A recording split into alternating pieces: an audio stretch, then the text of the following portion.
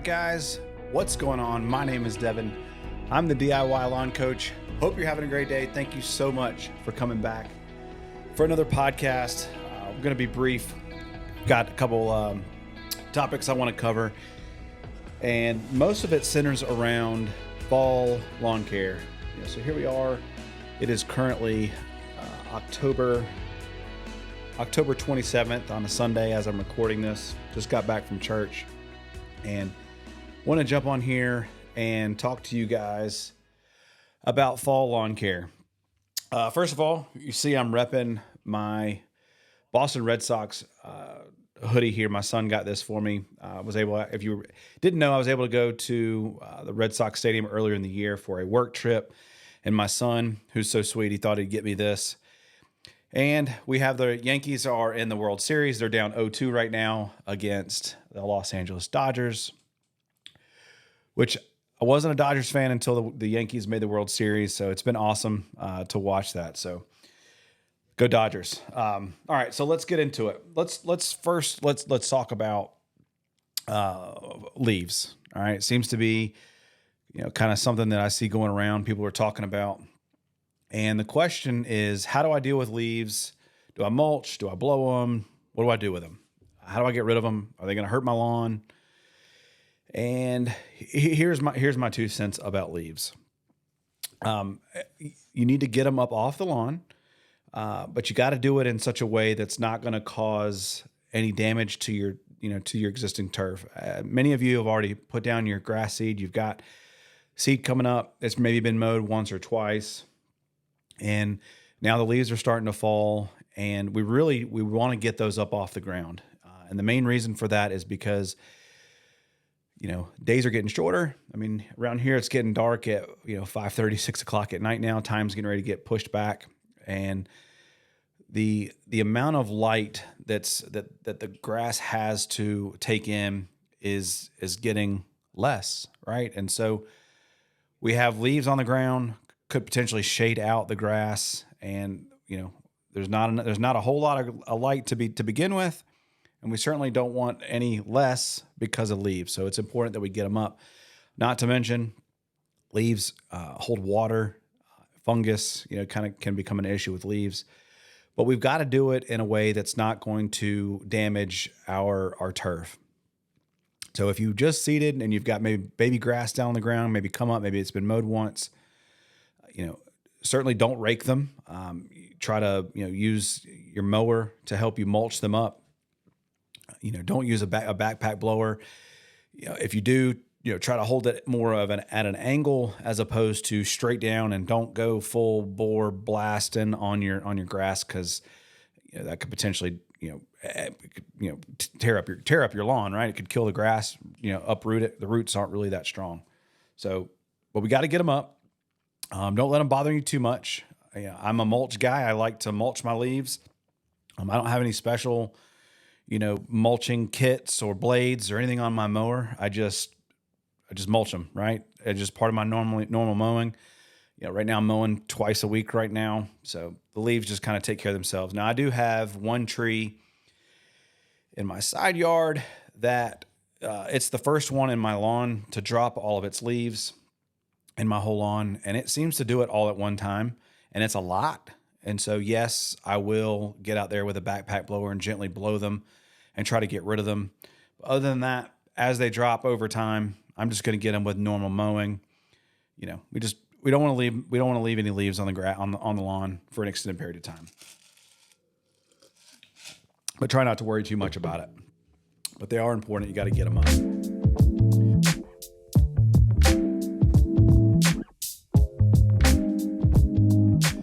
Let's talk about watering for a second, because we're transitioning into fall, and our watering, we still have to get an inch of water. At the end of the day, we still got to keep the ground moist. But what you'll notice is the ground is going to stay moist for longer periods of time, because as we talked about with the leaves, there's just not as much sunlight to really dry out the ground, and it's the sun's not beating down on it. You're not getting that evaporation like you would in the middle of summertime. But don't let your guard up. You still need to be watering. I'm watering now probably once a week, and I'm getting down, you know, that inch of water that the lawn needs. But I'm really getting it more in one shot. Here in North Carolina, as a part of a lot of the other country, a lot as parts of the other, rest of the country, it has turned extremely dry here. We haven't had any rain since Helene, which was probably 3.5 weeks ago, until last night. We got probably half an inch of rain, which was awesome. Man, we needed that. The ground was getting really, really dry, but you have to keep up with your watering. You've got to keep watering. You know, don't let the the cooler temperatures kind of lure you into thinking that you don't need to water. You still got to water, especially if you have baby grass, still coming up. Again, maybe you've only mowed it once or twice. You still got to keep watering.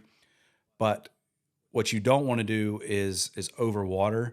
So you really, what I like to do is take a screwdriver out to the ground, and I like to stick it in there, and that really helps me kind of get a good gauge of how much water is still in the soil.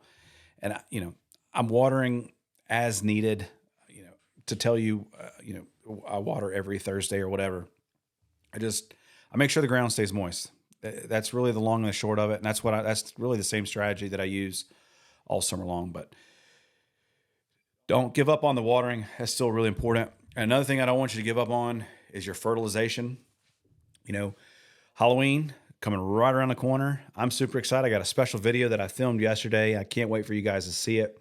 It's gonna be a lot of fun. I dressed up, kind of put myself out there, so I'm a little nervous about that, kind of the reaction that I'll get. But I had a great time filming. It's really kind of a shorter video, but again, had a fun time. Hope you guys enjoy your Halloween. But fertilization, as we get closer to Halloween, we've been pushing fertilizer. I put in about a pound every 30 days. I just put down a little bit more, just give the the eye candy, if you will, for the parents walking around with their kids for Halloween. And really, this will probably Halloween usually around here is kind of our last shot to where the temperatures are going to be warm enough. We're going to get a really good reaction from the fertilizer. So Halloween is kind of it. The lawn will still stay active through November, but with Halloween, it kind of draws to an end. But fertilization, we want to keep fertilizing all the way through winter. I'm a believer in when we send the lawn to bed for the winter, we want it to have a full belly, and that's that comes from just adding that pound of nitrogen every 30 days, all the way up until it quits growing. And let's talk about for a second what we call the winterizer, right? And first of all, the term winterizer is just a marketing term. I know Scott sells a winterizer fertilizer, but that's just a marketing term. There is no winterizer. There's just not. And so what a winterizing application is just simply the last application of fertilizer that you make before the end of the season. And I made a video on this recently, and I'll kind of talk a little bit more about it, but it's really all about timing. And, there's tons of videos out there on YouTube where people are, talking about, using humic coated urea and getting all fancy with their fertilizer. And guys, it really doesn't matter. You guys are, don't overthink the winterizing, fertilization. It's really not that hard. It's not that complicated. Don't make it harder than it has to be. We just want to get down 3/4, half a pound of nitrogen after our last mowing. Quick release, slow release, to me, I mean, maybe there's some turf studies out there that show that it matters, but as far as I've been doing it for the last 10 or 15 years, I've not seen that really makes a difference. Either way, the fertilizer is just going to lay there dormant anyway. Sure, some of it'll be taken up, but majority of it, the plant's not using those nutrients to grow up. They're really using those nutrients for root growth, which it will continue to do even throughout the winter. January, February, that plant is still alive. It's still growing, but it's not pushing top growth. Where it's putting its growth is into fattening up its root system, making sure that it has everything it needs. Because let's face it, winter is a stressful time for our cool season grass. And so having a nice full belly before we put it to bed is really important. So make sure you get down that last application of fertilizer.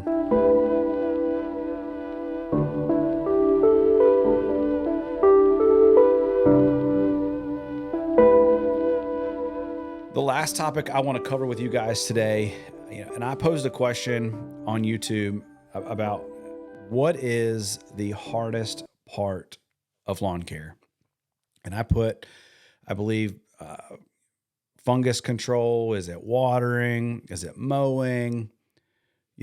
And someone left a comment, and it really struck a chord with me because he's right. And he said patience. And, the more I'm not by nature, I'm not a patient person. I think most of us that are in lawn care are really just recovering ADHD people. We like lawn care, but we're kind of closet ADHD people. And patience is usually not one of our strong suits when it comes to, the DIY lawn care community. We're not patient people by nature.